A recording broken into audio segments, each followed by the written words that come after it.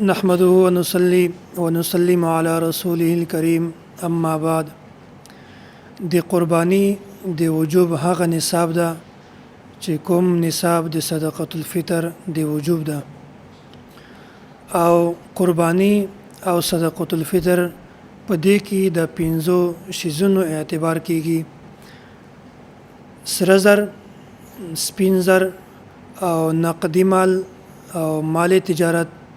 او هغه شیزونه چې هغه د ضرورت نه زیاتای وي.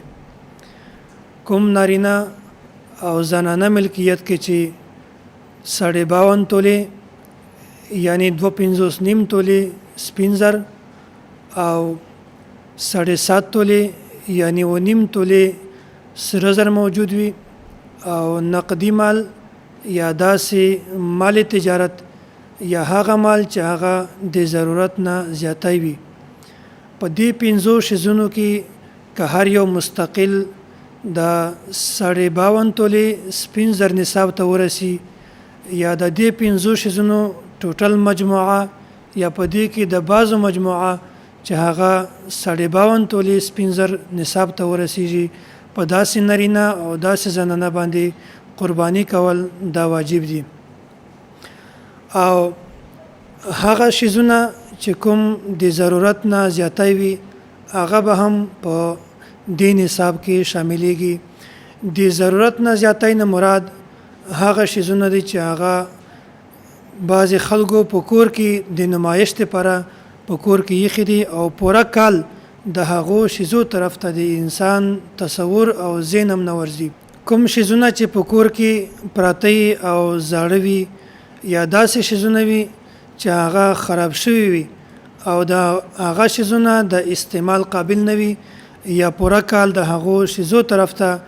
د کور والو ذهن هم نه ورځي، نو داسې شیزونه هم په نصاب کې شاملېږي. مثلا د کور مشندري چې کومه ده، یا داسې هغه شیزونه چې هغه زاړه دي، مطلب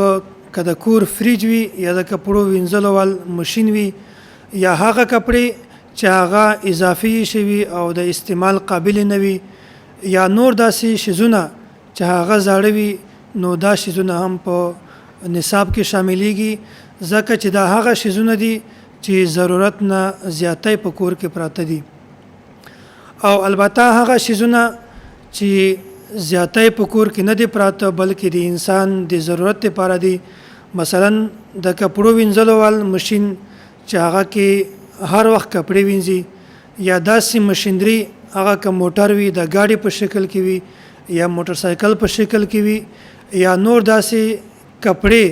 چې هغه د استعمالولو قابل وي، او داسې کور چې په هغه کې د رهایش وي، یا نور داسې شیزونه وي چې هغه همیشه استعمالوي، نو داسې شیزونه دا په نصاب کې نه شاملېږي، ځکه چې دا هغه شیزونه دي چې د ضرورت قابل دي او په کور کې دا استعمالېږي. نو دا یوه خبره چې هغه شیزونه چې د استعمال قابل وي او په کور کې روزمره همیشه د کور والی استعمالوي، هغه په نصاب کې نه شاملېږي. او داسې شیزونه چې هغه د نمایش لپاره وي او په کور کې یې شوي زاړه وي یا خراب شوي وي، نو داسې شیزونه په نصاب کې شاملېږي. نو قربانی او زکات په دې کې دا یو فرق تاسو واضح په ذهن کې کېنوئ. زکات چې کومه ده دا په هغه مال باندې یا هغه مال تجارت باندې یا په نور هغه شیزونو باندې نقدي مال باندې زکات واجب ده، فرض ده، چې کوم هغه شی باندې حولان حول یعنی کال مکمل تیر شي. او کوم چې قربانی طریقه ده هغه دا چې د قربانی په وخت کې د یو سړی سره مال موجود وي، یا د تجارت وال مال موجود وي، یا نقدي مال موجود وي، یا سره زر سپین زر خپل مقدار باندې موجود وي، نو په هغه کس باندې قربانی کول دا واجب ده. نو په زکات کې حولان حول یعنی پوره کال تیرېدل دا ضروری دي، او په قربانی کې پوره کال تیرېدل دا ضروری نه دي. الله جل جلاله دی مونږ تاسو ته د په صحیح طریقه سره د قربانی کولو توفیق را نصیب کړي.